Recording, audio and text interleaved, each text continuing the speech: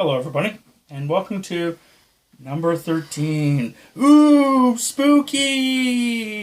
Unless you're not superstitious, and then it really is just a number. Trichodecaphobia. Anyway, moving on. We're going to be talking about role-playing systems. I know we did one about role-playing stuff before without Jeremy here, but, we're doing one with him here, and we'll probably do another one with him here or without him here. Role-playing is a huge thing in our lives. Or has been for quite some time. So, we're just going to randomly talk. I don't know how long this one's going to last for, because, honestly, we're trying not to go into events that have happened yet, maybe like in the systems, because maybe what we can actually do is do another podcast with just that. Like stories. Yeah. Because that's what we did with the last one. So, there's the typical stuff that most of us have played, which is D&D 3.5, and we mostly played that. Yeah. Pathfinder. I haven't managed to play any of that. No? Oh. I played a little bit of Pathfinder. And you were GM Pathfinder for a while? Yeah, I GM'd 3.5, 3.75, which is basically what a lot of people were classifying Pathfinder as. Yeah. I was doing a mixture of the two of them. But then I found that Pathfinder started doing this weird thing where, to make it more open for people to play, like, barbarians would have 3 different offshoots that they could play. And some of the offshoots started becoming so broken that I wasn't really liking the system too much. One I've actually always wanted to play, but never been able to play, Vampire. Like White Wolf? Yeah. It's Okay. I've made probably about Time 4 out, or 5. Time out. We'll play Vampires after we're done with the campaign we're doing on Monday. It's actually one of the ones that me and Tammy do a lot. Chris has actually played it too. I'm not sure how much Sarah would like it, but... I don't think Vampire is something she's interested in, but she'll sit there and... Well, she can try playing. It's always a try. Yeah. But yes. Every time I've made a character for it, because something's happened and I've never played it. Yeah, it is White Wolf, either the Masquerade or Dark Ages. Vampires the Masquerade. Masquerade. They're both very similar, those two. Just one is current time, one is past. Yeah. The past one is a little bit more fun because you can do a lot more stuff in the Dark Ages. But if you guys want to play modern, it's also... just to point out, the system that we would be playing, what they call modern or, the Masquerade, is more like their 3rd edition, I want to say. I believe so. Because they just recently put out, by recently I mean the last year or so, they just put out 5th edition. Which, if I'm not wrong, 5th edition is actually different. Even though it's based heavily on 3rd, they've actually changed a bunch of things. They changed the lore, they changed what's going on. And I don't like it too much. And then 4th was really bad. And I don't know much about 1 and 2. But I think 1 and 2 may have actually been a stream towards 3. I could be wrong. If you actually know, go ahead and tell me. Comments below. But I think it was actually the fact that 1 and 2 slowly became 3. It was this smooth progression. Could be. And then they retconned everything to make 4th. And it sucked. Yeah. And then they got rid of it and went back to 3. But they basically modified certain things. Well, they came out with a 20th anniversary edition kind of idea, which updated some of the rules and stuff. And like I said, they just, within the last year or so, put out 5th edition. The only thing I don't like about White Wolf is the fact that a lot of the stuff, like the lore in it, is told as if it was someone learning the lore and not knowing the lore. Like, for example, you did all this research and you actually looking through all things trying to find out who this Cain was, and you come up with your best guess with the information you gathered about who Cain is, but you're wrong because you're only getting the information that you can, So it's certain information's completely missing and stuff like that. So, me and our friend who jams me and Tammy a lot, we went through and we had to create a bunch of our own lore to make things fill in the gaps. They spent days doing it. We've spent years doing it. We're still filling in certain literally, gaps. you guys would she would come over and you would just spend the day. Like, Yeah. I would go to bed and she would stay over and you guys would just go. And that was Like, over we the had to course figure of out like a year or who two. actually churned what third. Because the system goes to the concept that the Cain, which is the son of Adam and Eve, he is the first vampire. And that he churns 3 people. And those people churn 13. And those 13 then churn all the children. And the 13 are the main clans. Okay.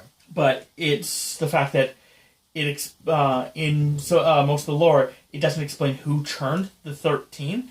Like, La Sombra as being one of them. It could be either that guy or that guy that churned him. Like, there's no identifiable. So we had to actually go through that. I played 4th. Very briefly with one of our friends. He GM'd us. I did not like it. I felt it was way too simplified. D&D for it? Yeah, sorry. I've been He watching, really liked that system for some reason. I don't get it. I've been watching streams and listening to podcasts for D&D lately, and 5th it looks to be kind of decent. See, with 5th, I've always seen it as like this, also very simplified.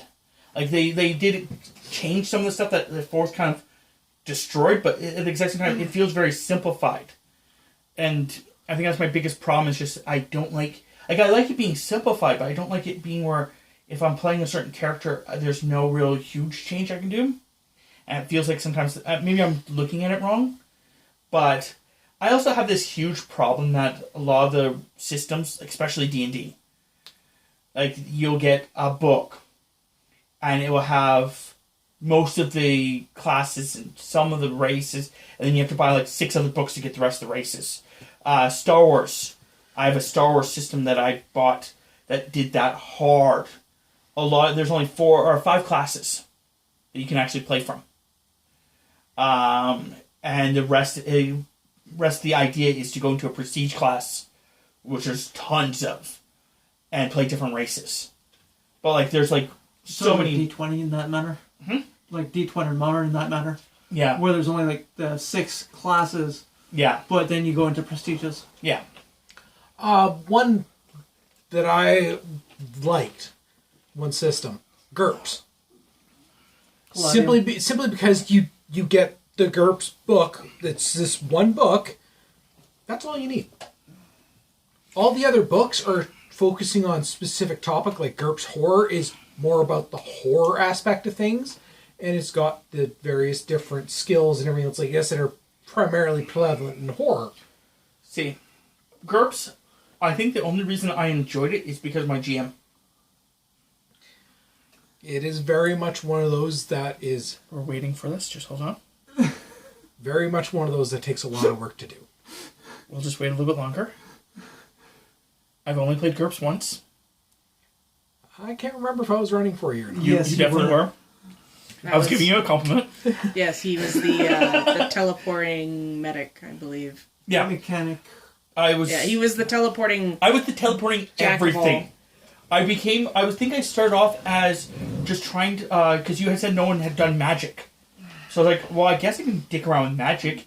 And I started off like trying to be like the jack of all trades. So like I was a little bit of a doctor, a little bit of the mechanic, a little bit of everything. And I wanted so badly in that campaign, I was so badly trying to be second in command.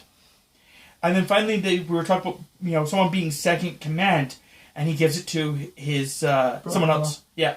And I was like, motherfucker! Because the fact that I had all the traits to be a perfect second in command. I love GURPS, don't get me wrong. It is ultimately my favorite system. But the amount of prep time needed for some of those things is, oh my god. It's like any system, really. Like, especially Palladium. But, yeah. There's so much, because Palladium is so encompassing. But just going back to one of the things I didn't like about GURPS was the point buy. Yeah. The point buy actually really bothered me until I got that one program that we all had for a bit there. Mm-hmm. That was so freaking much better. The only problem with the programs is unless you knew exactly what it was you're buying. like what that skill was or what that ability was. Yeah, it That didn't was have kinda- a lot. it didn't have the a lot description of the information. abilities. I can't remember now. Some of Some them were. maybe the one I did actually did. That's the thing. But I know that when I was going through it, I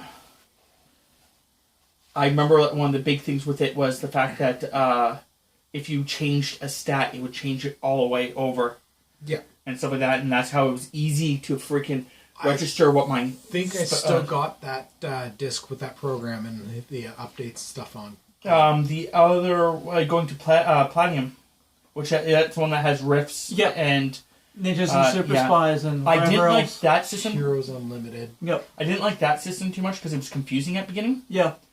Which is the fact that with that system, You have if to you write out get your character. well, you get like if you have melee, instead of having like a number associated with it where you just roll a d20 and you get that, percentage. it's a percentage chance. So you're constantly rolling, and I can never figure out. For a while there, we were constantly confused if it was like you had to get below that or above that, and then. Low. But that was the thing. It's like Yeah. No. That's why a lot of systems, it feels like dumbed down to the point where it's so simple because they're trying to get people into it instead of, actually having someone have a really great system. It's a little complicated, but once you get into comfortable making a character, it's super easy. That's but actually one of the only things that everybody I've heard comment about 4th edition D&D has stated is it made it a lot easier so that it just caused a mass resurgence of interest. Have you Fifth looked edition. at 4th edition groups? I've looked at them because one of our mutual friends had the books at the time, but beyond that, I haven't really. okay. I haven't played any of anything else. Yes, I got simply because it's that style game. I've got one RPG that was made by locals.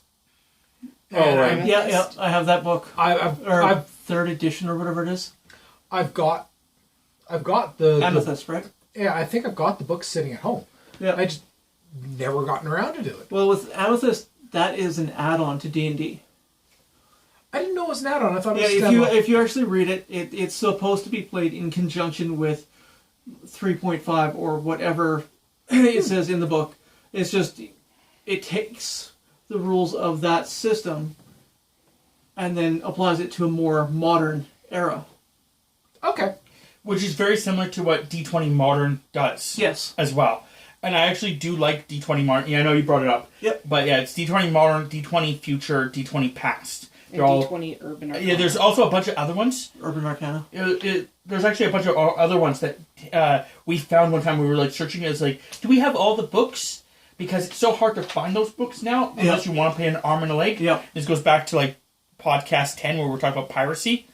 Where we just basically rather download those books because it would be better to download those books than pay the arm and a leg to some random guy who's selling them on eBay. I was just looking at GURPS 4th edition to get an idea of how much it would cost.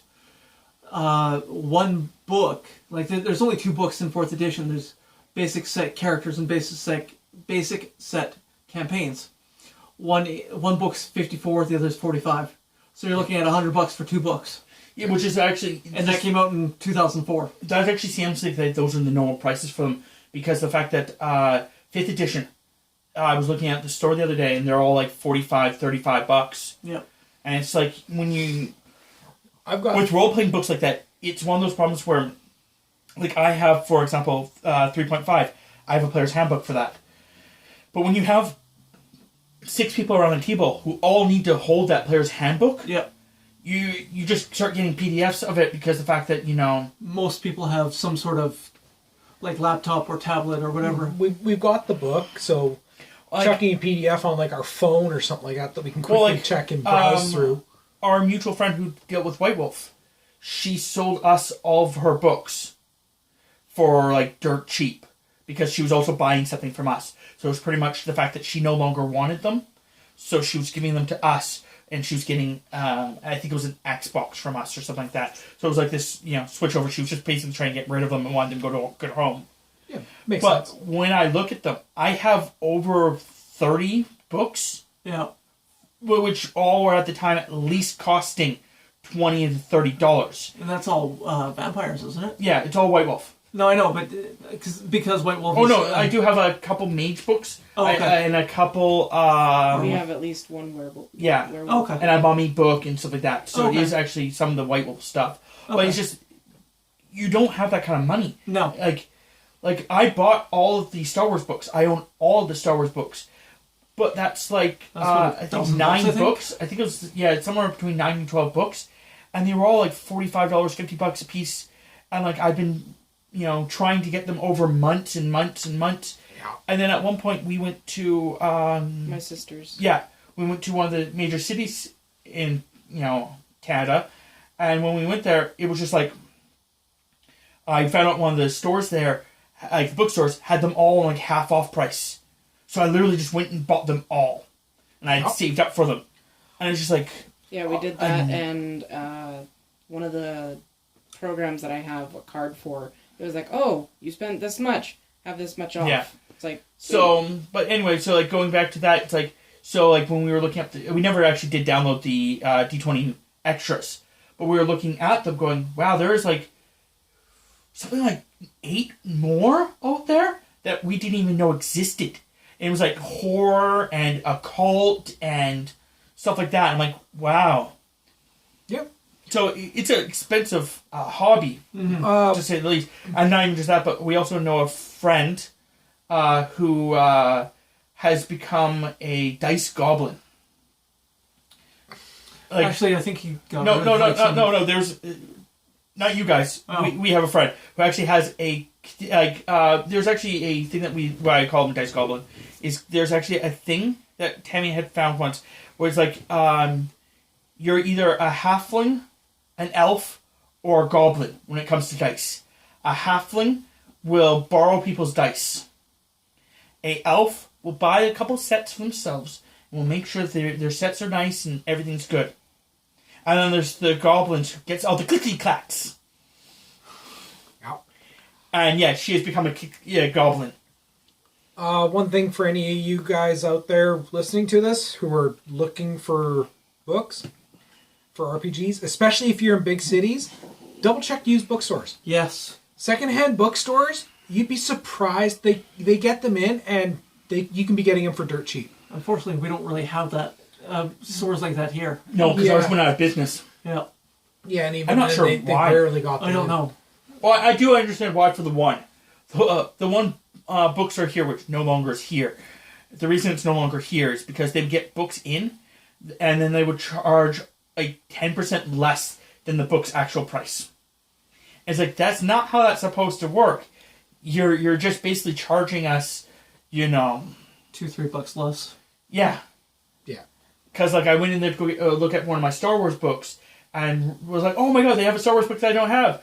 Looked at it and it's like a $10 book or whatever. Like if I bought it, the actual place, and it was like $9. I'm like, this is the same price. I just go buy it new at this point. Yeah. Yeah. Or there's also the other secondhand store that we have that sometimes has books, but they don't have any of those books, and Which they one? use the one that sometimes has costumes. I can't remember its name right now. It has everything. You're talking places like Value Village. Valley Village, that's the word. Okay. Yeah, and any sort Yeah, of no, any Valley sort Village of doesn't have used stuff location. I mean, hell, flea markets. I got some of my first RPG books just going to the flea market. Well, in Or- this case, you'll go to people's garage sales. Yeah, I was gonna say garage Yeah. sales, especially if they post what kind of items they have and stuff like that. That's usually a good time to go because I found really weird stuff at garage sales, like our Yeah. mutual friend that moved. She was like the garage sale queen. Like we'd go, she'd be the haggler. She'd be like, I'll take all this for $5, and One of the things that she did was when she went to a garage sale, she would kind of slightly talk to the person that was there and figure out why they're having a garage sale. If she can figure out why they're having a garage sale, she knows then if she even wants to even go in there. Because if the person's just saying, kind of just need to get rid of some stuff, like kind of certain ways, she realized that they're not wanting to get rid of the stuff. so they won't haggle at all.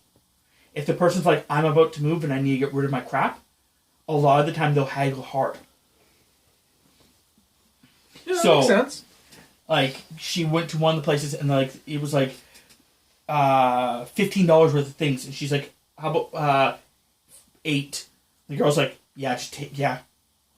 Take it and go. Yeah, that's how I got the teapot to my little. Yeah, she's got a little pumpkin teapot. Pumpkin But teapot it's not set. role playing, so let's stop talking about that. Any other systems that you guys can think of that you've played that? One that I kind of played, it's a really old system, but Bubblegum Crisis. I played that once. Yeah, the reason it just sticks into my mind is because of the orbital laser, and where it's listing off the price for all these different gadgets. The orbital laser price is no, you cannot have one. That just tickled I my remember memory that. and just popped up in my brain. Something very kind of similar was that in Star Wars. In the Star Wars books, it tells you the price of like all the ships, and then it has the Death Star. It doesn't have a price.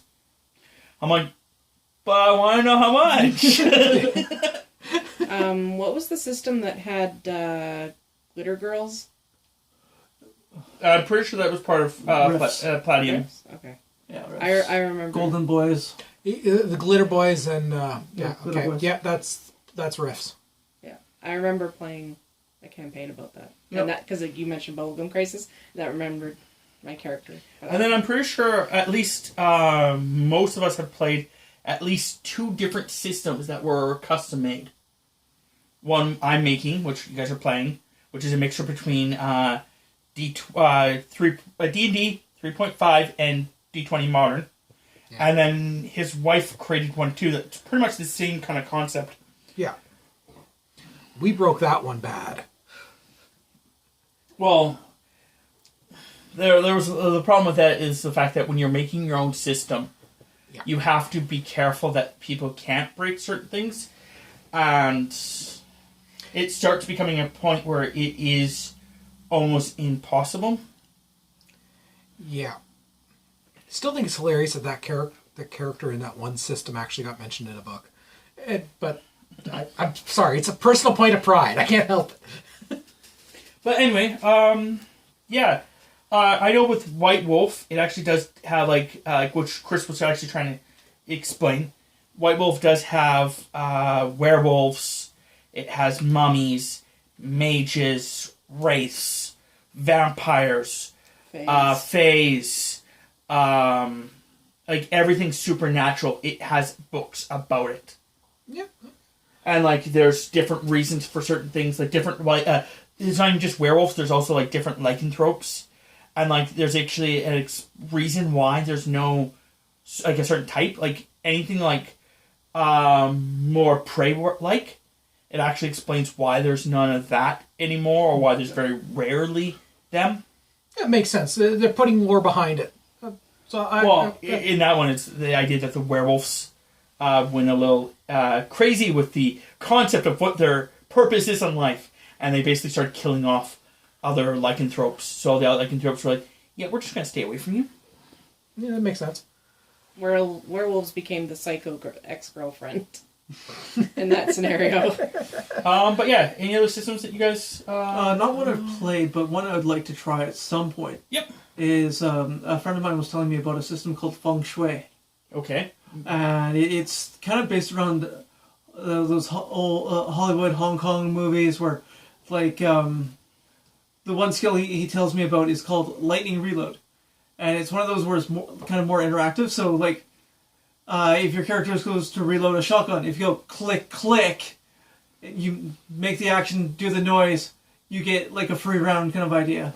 See, the problem I have with that is that it feels a lot like Kobolds Ate My Baby. And I remember how much you want to, participate in those. That was a fun game. In Kobolds Ate My Baby, if you say certain phrases, the group actually has to all state something. I think it's like, I know one of those... King Torque. Yeah, I know that one of them It's says... whenever you mention his name. Yeah, if someone says King Torque, everyone, no matter what you're talking about, like if you're just having a conversation, you're like, I really think that maybe King Torque, and everyone has to say that, including the person that said it. If you don't, bad things can happen to you. If your Because he character punishes dies, you have to give A eulogy. a soliloquy. Yeah. It was, That might be humorous for just a one-off or It is two pretty off fun. one of It's these called- nights. It's actually Beer one of and those. pretzels. Yeah. It's one of the games where you actually make a character, and then after he dies, you immediately make another character, and you just keep making characters. So if you don't die, the GM is doing something wrong. Yep. The only reason I think my one character didn't die is because one of the first items I got when I looted it was a cup of milk. And if you have the jug of milk, you actually can summon like milk monsters that can do like your bidding. And basically, every time I walked into a house, I'd fill it up, summon my milk monsters. They would kidnap babies for me so they wouldn't cry. Adults, they'd punch in the face and all that stuff. And I would just keep walking to places. and you'd milk the cows that were Yeah. in the And I field. was constantly succeed. And like the one time I walked into the house, poured my milk, he walked into the same house, walked up to one of the rooms, pissed off the dad. The dad chased him out, beat him, killed him. Freaking something A happened. meteor. Yeah, and that's how I died. That was actually one of the only systems that I actually DM'd because it was so not necessarily brainless to do, but it was definitely more entertaining because it was a lot of. It's a silly RPG. One of the ones that I wanted to try, I looked into it and just could not figure it out, was a Star Trek roleplay. I could not figure it out because me and Chris both looked at it, and we could not figure out how you made a character in this freaking thing. Like it explains, all the difference of the characters, and it kind of explains the classes, but it doesn't show you in great detail about how to actually do it. And I was just like, "What the fuck?" And I just walked away. Didn't even know they made an RPG The for that. other It's one, older. the other one that we tried at one point was a Fallout roleplay. And that one I had a little bit of fun with, but it felt, I believe it was a lot like Rifts. I think where, so. where it had the percentage chances and stuff. And, yeah. There's a few other systems I'd like to try at some point. I don't know if I'll like them or not. But Call of Cthulhu, I'd like to try if we can find someone to run it and actually read the books and understand how to that do everything. Probably wouldn't be me. I didn't say it would be you, just somebody. And Shadowrun would be fun too. I knew you wanted Shadowrun. Yeah. Shadowrun's one I've actually wanted to both play and run. Well, So I can it'll probably lend you be the one of books those- to look at it if you want to Sure. take a look at it. Next session, just pass it over. Sure. Okay. So is there anything else? We're at about 27, but I can tell that one wants to start getting ready for bed. Because it is, let's pretend like it's not 11:15 at night. What, 15 No, minutes I till can't bedtime, think of right? it. I can't think of anything off the top of my head right Yeah, now. I can't think of anything else. Okay, so below, comment systems that you have played, that you liked.